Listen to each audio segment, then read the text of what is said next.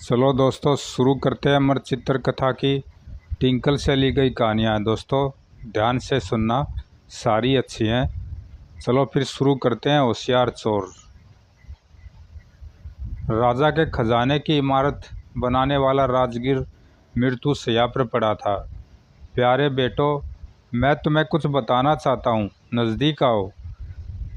सब यही समझते हैं कि मेरा बनाया हुआ राजा का खजाना अभेद है, पर उसकी दीवार की एक ईंट ढीली है जिसे सरका कर खजाने के भीतर दाखिल हुआ जा सकता है। वह कौन सी ईंट है पिताजी?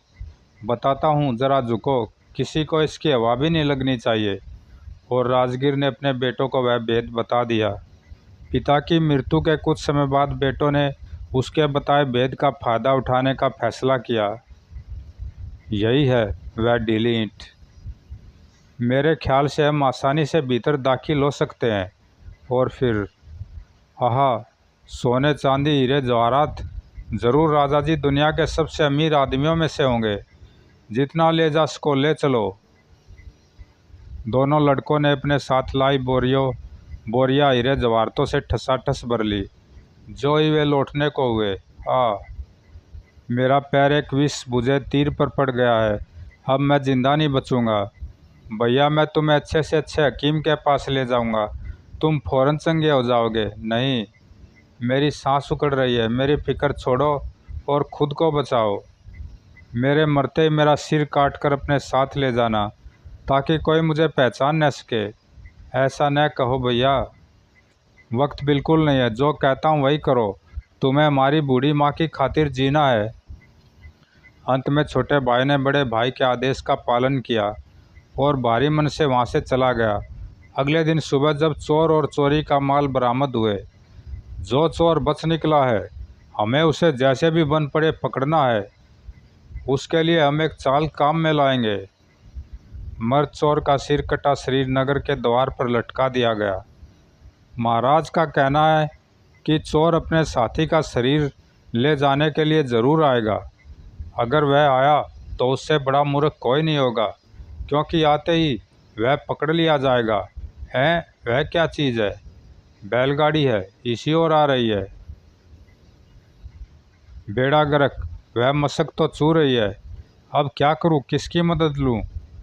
क्या बात है बाबा, मेरी एक शराब भरी मशक रिस रही है। क्या कहा? शराब भरी मशक? लाओ हम तुम्हारी मदद कर दे, वैसे भी शराब बेकार बह जाएगी। तुम लोग यह क्या कर रहे हो? चलो कोई बात नहीं, पी लो, मेरा बोझ भी थोड़ा कम हो जाएगा। सिपाहियों ने छक कर शराब पी। शराब में नींद की दवा मिली हुई थी, सो देखते ही देखते गहरी नींद में डूब गए। अब गाड़ीवान का भेष धरे हुए चोर ने अपने भाई का शरीर उतारा और शमशान घाट में ले जाकर उसका दाह संस्कार किया। अगले दिन सुबह जब राजा को पता चला कि सिर कटा शरीर चोरी हो गया है, तो नालायक को, दूर हो जाओ मेरी नज़रों के सामने से, एक एक को दीवार में चिनवा दूंगा। तुम सब काहिल हो, पर चोर को हर हालत में पकड़ना है। एक तरकीब सूझी। अगले दिन, सुनो भाइयों सुनो, राजा जी ने एक शाही प्रतियोगिता का आयोजन किया है। जो भी नौजवान राजकुमारी रतनमाला के सवालों के जवाब दे दे, राजकुमारी का विवाह उसके साथ कर दिया जाएगा। सैकड़ों युवक महल में पहुँचे। अब मेरी बारी है। ठीक है, अंदर जाओ। राजकुमारी जिस कक्ष में प्रतियोगियों से प्रश्न पूछ रही थी, उसमें बहुत कम रोशनी थी और वह एक पर्दे के पीछे बैठकर प्रश्न कर रही थी। दूसरा सवाल, अब तक तुमने सबसे चतुराई का कौन सा काम किया है? वह मैंने दौड़ते घोड़े की पीठ पर खड़े होकर पतंग उड़ाई है। तुम जा सकते हो। तुमने अब तक सबसे चतुराई का कौन सा काम किया है? एक हो तो बताऊं भी। पर शहर के द्वार पर आपके पिताजी के आदमियों को मैंने जिस तरह मूर्ख बनाया, वह मेरी चतुराई की बहुत बड़ी मिसाल है। मेरे हाथ में अपना हाथ दो। दूसरे पर्दे के पीछे अपने आदमियों के साथ खड़े राजा के कानों में अपनी बेटी की चीख पड़ी। पिताजी, मैंने उसे पकड़ लिया। छोड़ना नहीं, हम आ रहे हैं।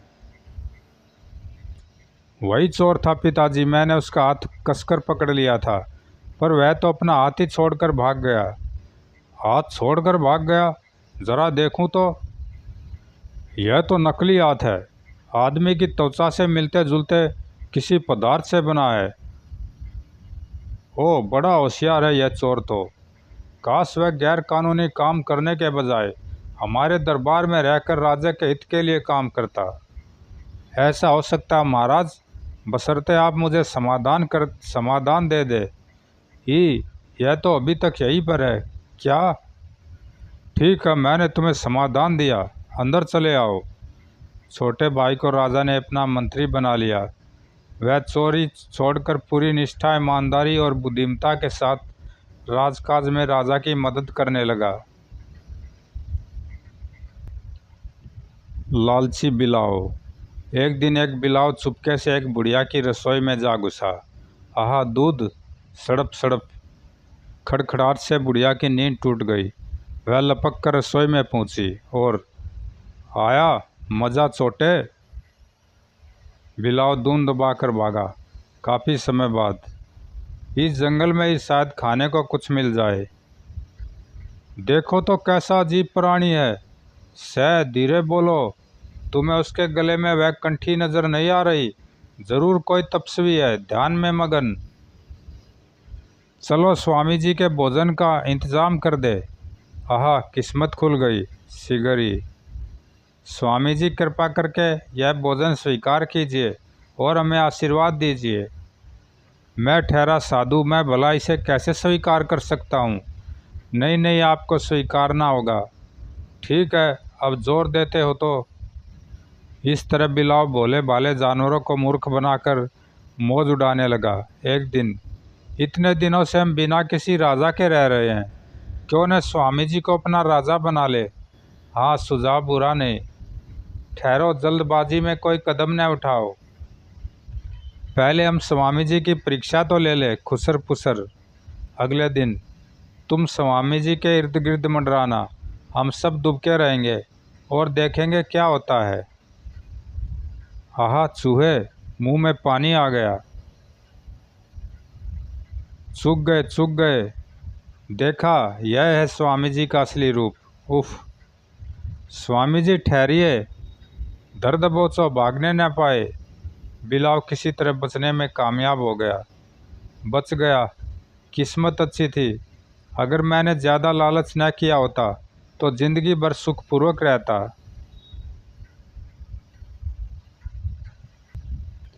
सियार को सबक।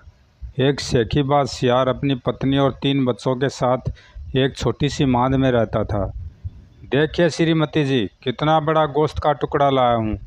हमारी पिछली 7 पुश्तों में ऐसा टुकड़ा कोई सियार नहीं लाया होगा। हूँ न मैं होशियार? सच कहते हैं, अगर इतना होशियार न होता तो तुम सब अब तक भूखे मर चुके होते। ऊब गई हूँ, इनकी इस डींग हाँकने की आदत से किसी तरह छुड़वानी ही होगी। चलो ज़रा टहल आए। जब वे बाहर टहल रहे थे, बै बाघ! डर के मारे ये तो थर थर काँप रहे हैं, कायर कहीं के। ही, भोजन का इंतजाम हो गया है, अब क्या होगा? यह मुझ पर छोड़ दीजिए। हमारे अहोभाग्य जो आपसे मुलाकात हुई। हैं? सिर्फ आप ही हमारे झगड़े का निपटारा कर सकते हैं। कैसा झगड़ा? मेरे पति का कहना है कि हमारे 3 बच्चों की शक्ल इन पर गई है, पर मैं नहीं मानती। मैं आपकी राय जानना चाहती हूँ।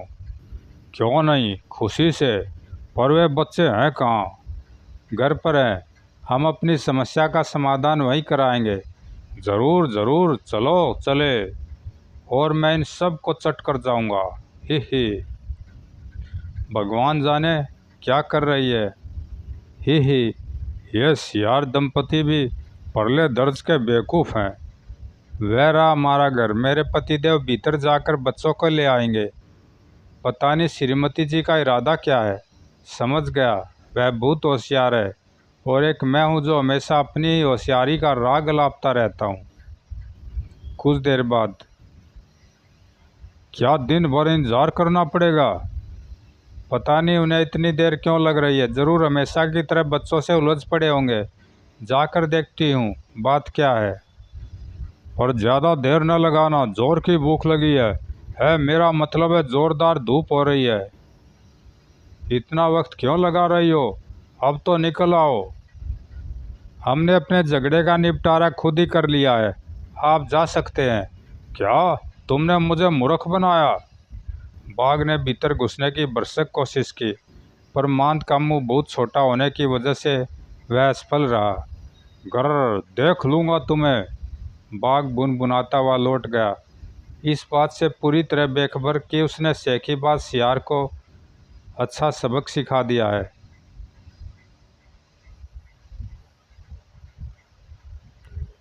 बुद्धिमान मूर्ख।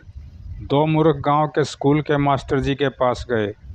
मास्टर जी, हमारे झगड़े का निपटारा कर दीजिए। कैसा झगड़ा?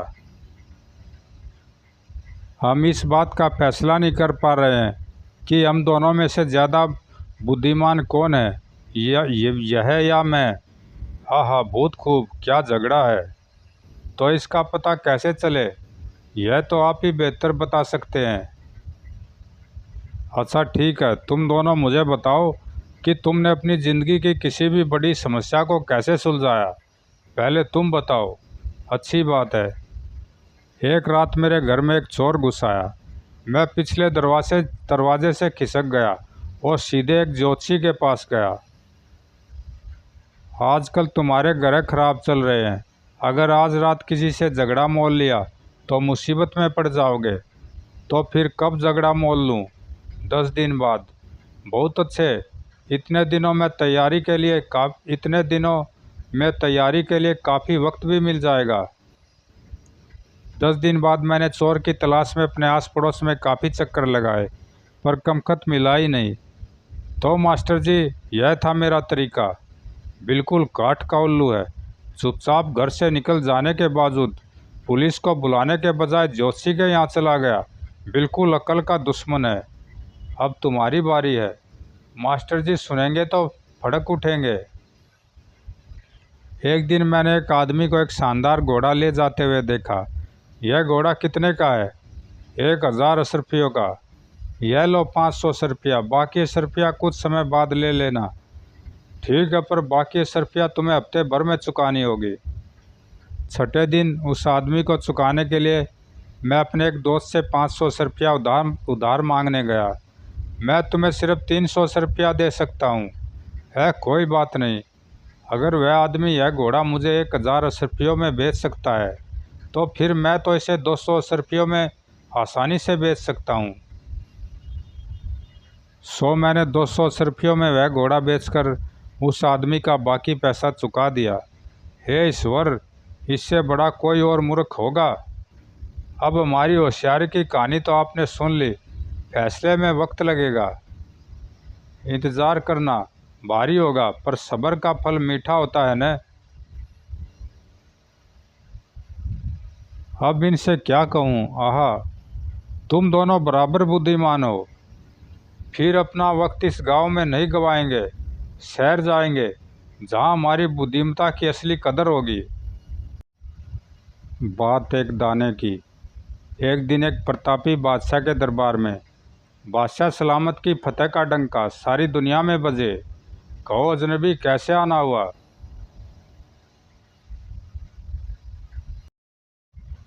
बात एक दाने की। एक दिन एक प्रतापी बादशाह के दरबार में बादशाह सलामत की फतेह का डंका सारी दुनिया में बजे। कहो अजनबी, कैसे आना हुआ?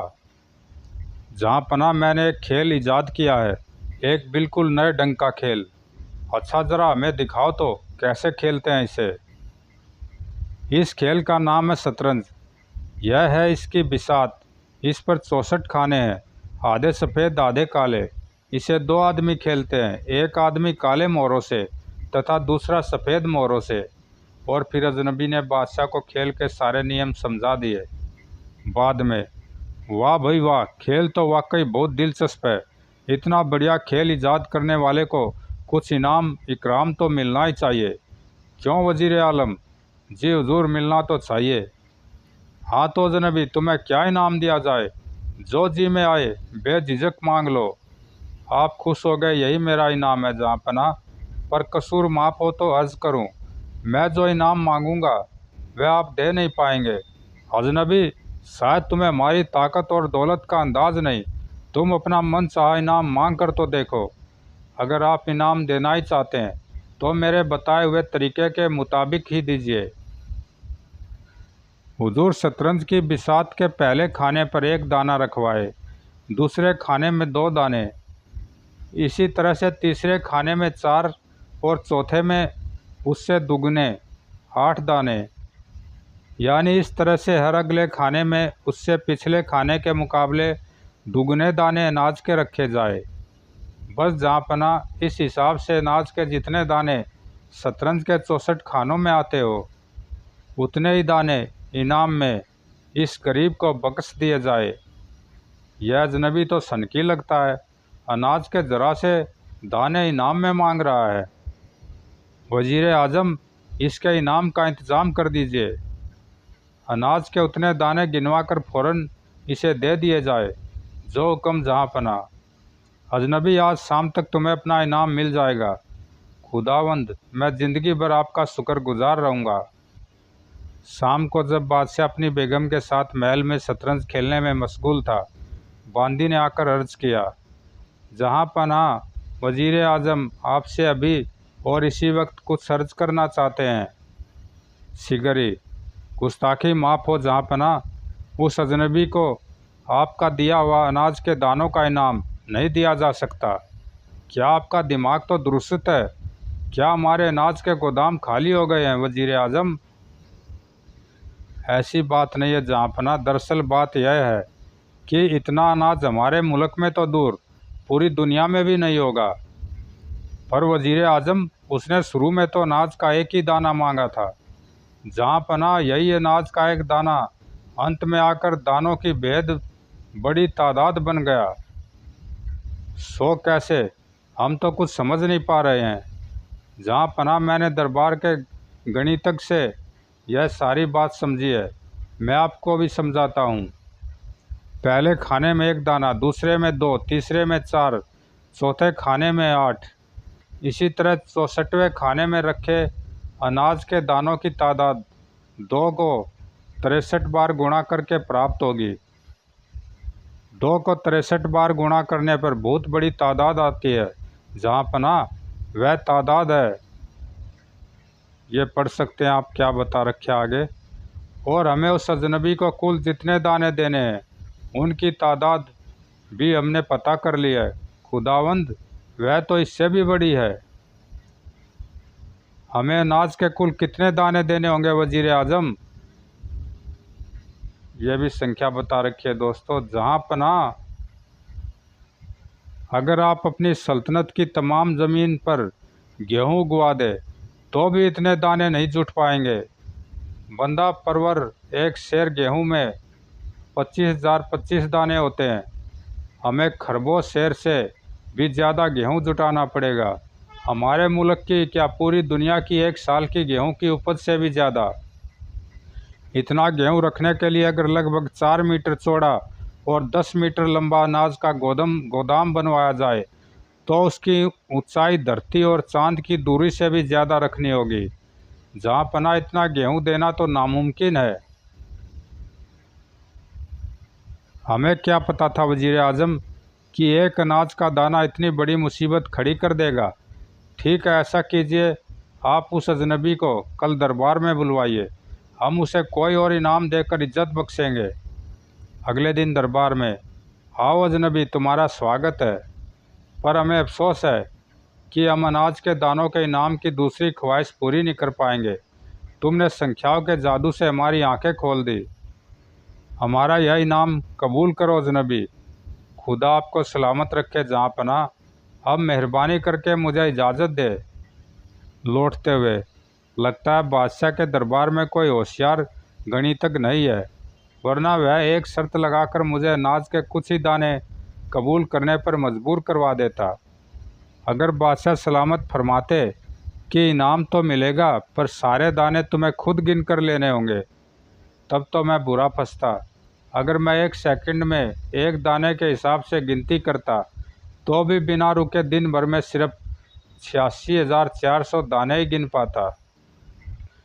एक धन मीटर गेहूँ गिनने में ही मुझे लगभग 6 महीने लग जाते, और अगर अपनी सारी बची हुई ज़िंदगी भी मैं दाने गिनने में ही लगा देता तो भी मुझे बहुत थोड़ा सा गेहूँ मिल पाता। खैर, मुझे अपनी मेहनत का वाजिब इनाम मिल गया, यही काफ़ी है। मददगार चोर। अपने धोते धोतिनों से मिले हुए इतने दिन हो गए, काश मेरी बेटी का घर इतना दूर न होता। वैसे वह रहती तो बस नदी के दूसरी तरफ ही है, पर इस उम्र में इतनी दूर भी चल पाना मेरे लिए भारी पड़ता है। ये लोग मेरे घर के पीछे खड़े क्या कर रहे हैं? बूढ़ा झटपट अपने घर में पहुंचा। ज़रूर चोर होंगे। क्या तुम्हें लगता है कि यह घर सचमुच सेंध लगाने लायक है? बिल्कुल। वह बूढ़ू दिखने में तो गरीब लगता है, पर असल में बड़ा मालदार है। मैंने सुना है उसके पास चांदी के सिक्कों से भरी बहुत बड़ी पिटारी है। चलो फिर सेंध लगा ही ले, जो कुछ हाथ लगेगा ले चलेंगे। वह घर के अगले हिस्से में होगा, दरवाज़ा जल्दी खोलो। अंदर आ रहे हैं, बेहतर होगा कहीं छिप जाऊं। चोर घर में दाखिल हुए और बूढ़े के माल मते की तलाश में जुट गए। आखिर इसी संदूक में बूढ़ू की सारी दौलत भरी होगी। चलो इसे ही लेकर वापस चले, बहुत भारी है।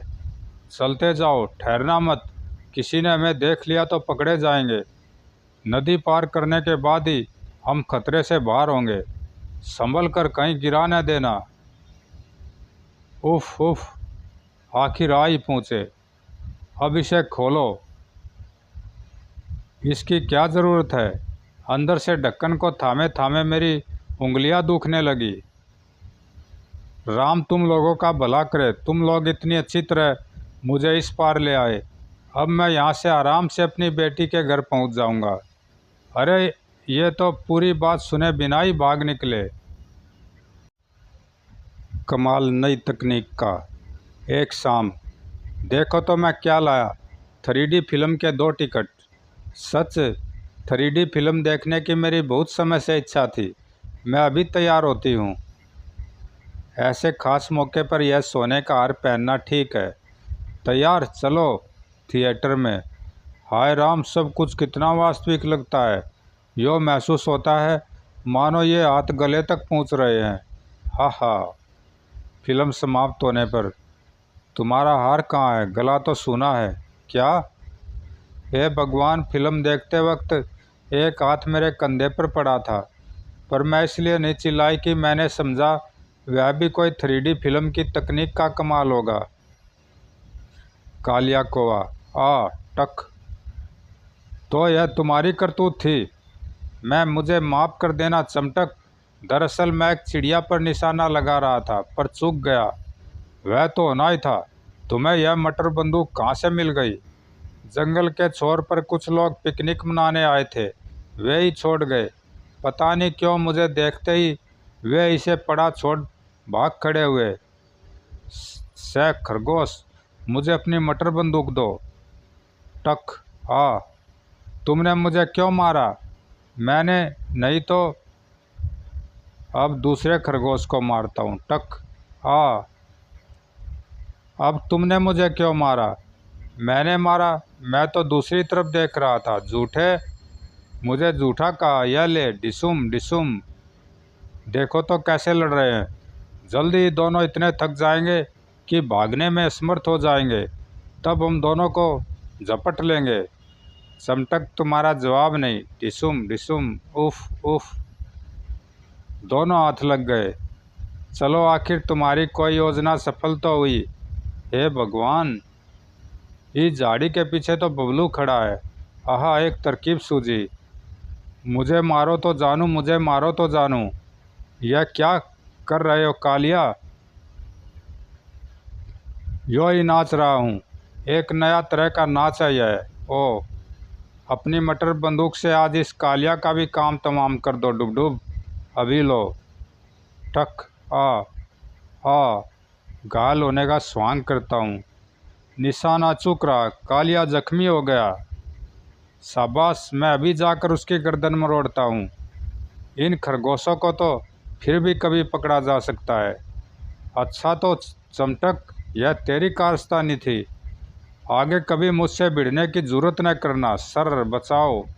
हा हा डुबडुब, यह तो तुम्हारी मटर बंदूक के दानों से भी तेज रफ्तार से जा रहे हैं।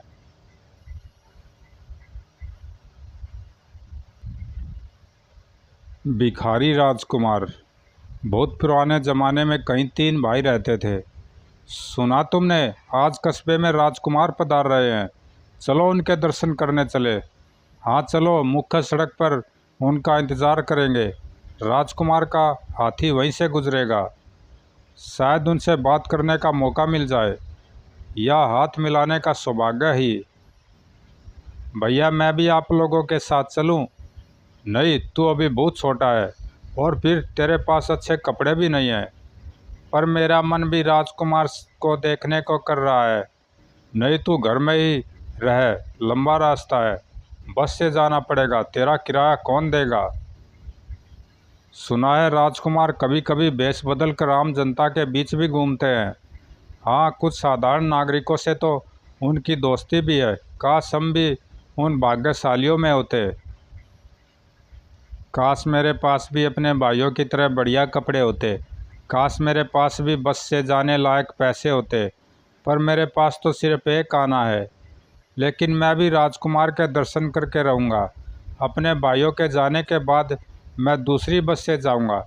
एक आने में बस जितनी दूर ले जाए वहाँ तक जाऊँगा, आगे पैदल चलूँगा। इस बीच, बाबूजी, भूखे को 1 पैसा दे दो, सिर्फ 1 पैसे का सवाल है। हमारे पास तुम्हें देने को फूटी कौड़ी भी नहीं। कुछ देर बाद, बच्चे मेरी मदद कर, मैं बहुत भूखा हूँ। ओ लो भाई, मेरे पास बस यही एक आना है, इसे रख लो। मैं बस से राजकुमार के दर्शन करने जा रहा था, पर कोई बात नहीं, इसे तुम ले लो। क्या कहा? तुम राजकुमार को देखने जा रहे थे? हाँ, पर क्या हुआ? मैं पैदल चला जाऊँगा। तुम्हें इसकी मुझसे ज़्यादा ज़रूरत है। अगर मैं राजकुमार को नहीं भी देख पाया तो भी मेरे भाई तो मुझे उनके बारे में सब कुछ बता ही देंगे। अभी अभी जो 2 आदमी यहाँ से गुजरे थे, क्या वे तुम्हारे भाई थे? हाँ, और वे दोनों राजकुमार के दर्शन करने गए हैं। इसमें हंसने की क्या बात है, क्योंकि मैं ही राजकुमार हूँ। उन दोनों ने तो मुझसे ढंग से बात भी नहीं की। राजकुमार जी, आप विश्वास नहीं होता। आहा, मैं कितना भाग्यवान हूँ। मेरे साथ जुलूस में चलोगे? सच? ज़रूर ज़रूर। और फिर मैं सपना तो नहीं देख रहा? हमारा भाई राजकुमार के साथ हाथी पर सवार। छोटे भाई के लिए वह अविस्मरणीय दिन था, जबकि स्वार्थी और दम्भी भाइयों के लिए सिर्फ मन मसोसने का। अनवर, चलो अनवर, दूध पी लो। नहीं, मुझे दूध अच्छा नहीं लगता। पी भी लो अनवर, वरना दूध ठंडा हो जाएगा। नहीं, मैं नहीं पीऊँगा। दूध सेहत के लिए अच्छा होता है, ताकतवर और मजबूत बनाता है। मुझे इसका स्वाद ज़रा भी पसंद नहीं। स्वाद तो तुम्हें दवाई का भी पसंद नहीं है, पर फिर भी पीते तो है ना? पर अम्मा, तो फिर चम्मच लाओ। दवाई मैं चम्मच भर पीता हूँ, दूध भी उतना ही पीऊँगा। सफ़ेद बिल्ली। किसी राजा ने एक दिन अपने तीनों बेटों को अपने पास बुलाया। मेरे बच्चों, अब मैं बूढ़ा हो चला हूँ। मैं चाहता हूँ कि तुम तीनों में से अगले राजा का चुनाव कर लूँ। मैं यह तय कर सकूँ, इसके लिए तुम सबको एक परीक्षा देनी होगी। तुम में से जो भी 1 साल के भीतर मुझे सबसे छोटा और सबसे प्यारा कुत्ता ला कर देगा, वही मेरे बाद राजगद्दी पाएगा। सो तीनों राजकुमार खोज में निकले, मगर हमारी दिलचस्पी सबसे छोटे राजकुमार माइकल की साहस यात्रा में है, जो कि तीनों में सबसे सुंदर था और दयालु भी। माइकल एक घने जंगल से गुजरते हुए एक किले के सामने जा पहुंचा। पता नहीं यह किसका है, जिसका भी हो उससे रात को यहाँ ठहरने देने की प्रार्थना करूँगा। एकाक दरवाज़ा खुला, माइकल आगे बढ़ा। यह क्या है? हाथ, सिर्फ हाथ? हाथों ने बड़ी शीसटता से उसे सीढ़ियों का रास्ता दिखाया। कितना खूबसूरत कमरा है। बाद में हाथ फिर दिखाई दिए और उसे भोजन कक्ष तक ले गए। मेज पर दो के बैठने की अवस्था है। खाने में मेरा साथ कौन देगा? तभी दरवाज़ा खुला और घूंघट निकाले एक आकृति भीतर आई। उसने घूंघट हटाया और सामने इतनी प्यारी और इतनी छोटी सफ़ेद बिल्ली खड़ी थी जैसी माइकल ने पहले कभी नहीं देखी थी। आपका स्वागत है राजकुमार, कृपा करके इसे अपना ही घर समझिए। आपकी कृपा के लिए धन्यवाद बिल्ली महोदया। आप जिस तरह से आदमियों की भाषा में बोल रही है उससे लगता है कि आप कोई साधारण बिल्ली नहीं है। फिर सफ़ेद बिल्ली ने स्वादिष्ट व्यंजन परोसने का आदेश दिया। माइकल ने देखा बिल्ली के हाथ में एक कंगन है जिसमें एक डिब्बी में किसी का चित्र लगा हुआ है। आप इसे देखना चाहते हैं तो अवश्य देखिए। अरे यह तो किसी आदमी का चित्र है जो हूबहू मेरी तरह दिखता है। कितनी अजीब बात है। अगले दिनों में सफ़ेद बिल्ली ने राजकुमार के लिए बढ़िया मनोरंजन का इंतज़ाम किया। माइकल अपनी स्नेहशील और भली सखी के साथ ऐसा रम गया कि उसे याद भी नहीं रहा कि कितने दिन गुजर गए। फिर एक दिन, राजकुमार आपको यहाँ आए लगभग 1 साल हो रहा है। क्या आपको यह याद नहीं रहा कि आपके पिताजी ने एक कुत्ता लाने को आपसे कहा था? प्यारी सफ़ेद बिल्ली, मैं जितना समझता था तुम मेरे बारे में उससे कहीं ज़्यादा जानती हो। लेकिन हाँ, तुम्हारे साथ रहते हुए मैं यह तो भूल ही गया कि पिताजी मेरी परीक्षा ले रहे हैं। चिंता मत कीजिए, यह बांझ फल है। इसके अंदर वही है जो आपके पिताजी ने मांगा है। इतने आश्चर्य से मत देखिए, मुझ पर विश्वास रखिए। और यह काठ का घोड़ा है जो आपको अपने घर पहुंचा देगा। माइकल मन मारकर घोड़े पर बैठा और पलक झपकते ही अपने पिता के पास पहुंच गया। उसके दोनों बड़े भाई पहले ही आ गए थे और निर्धारित दिन सवेरे राजकुमारों की परीक्षा का परिणाम देखने के लिए सारे दरबारी उपस्थित हुए। आहा मेरे बड़े बेटो, तुम सचमुच बहुत प्यारे कुत्ते लेकर आए हो। यह तय कर पाना मेरे लिए मुश्किल है कि इनमें से कौन सा ज़्यादा सुंदर है। लेकिन तुम मेरे सबसे छोटे बच्चे, क्या तुम खाली हाथ ही वापस आए हो? नहीं पिताजी, मैं यह बांझ फल लाया हूँ, इसे खोलिए। बांझ फल? हा, यह क्या है मजाक? अचानक राजा चुप हो गया। उसकी आंखें फटी की फटी रह गई। भौं भौं, मुझे यकीन नहीं होता। उसने तेजी से बांझ फल को तोड़ा और उसके भीतर भौं भौं। थोड़ी देर बाद दरबारी आश्चर्य से शतबद्ध रह गए। फिर उन्होंने तालियां बजाकर शाबाशी दी। प्यारे बच्चे, निश्चय ही यह इन सब में सबसे ज़्यादा सुंदर कुत्ता है। मेरे बच्चों, तुम्हारे लिए एक और परीक्षा है। अब तुम्हें 1 साल के भीतर 1 गज इतनी महीन मलमल लानी है कि उसे सुई के छेद में से गुजारा जा सके। एक बार फिर तीनों राजकुमार निकल पड़े। माइकल सीधे सफ़ेद बिल्ली के किले में पहुंचा। खुशी के मारे बिल्ली की आंखों में आंसू आ गए। माइकल ने 1 और साल अपनी प्यारी सखी बिल्ली के साथ बिताया। फिर वही बात, राजकुमार, अब आपके घर जाने का समय आ गया है।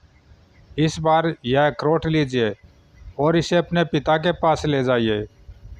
महल में तीनों बड़े राजकुमार अपने लाए हुए मलमल पेश कर चुके थे, लेकिन दोनों है तो खूबसूरत, लेकिन सुई के छेद के आर पार नहीं जा रहे हैं, इसलिए ये खरे नहीं उतरते। अब सब दरबारी आशा भरी निगाहों से माइकल को देख रहे थे। उसने अखरोट तोड़ा। यह क्या? इसके अंदर तो एक बादाम है। माइकल ने बादाम को तोड़ा। उसके भीतर बेर की गुठली थी, उसके भीतर गेहूं का दाना और उसके भी भीतर एक राई का दाना। अब राजा और सारे दरबारी हंसने लगे। माइकल झेप गया। उसे लगा उसका दिल डूब रहा है। सफ़ेद बिल्ली, तुमने मेरा मजाक बना दिया। एकाएक उसे अपने हाथ पर बिल्ली के मुलायम पंजे का स्पर्श महसूस हुआ, जैसे वह उसे ढाढ़स बंधा रही हो। फिर हिम्मत जुटाकर उसने राई के दाने को तोड़ा। और उसके भीतर से 400 गज मलमल निकल आई।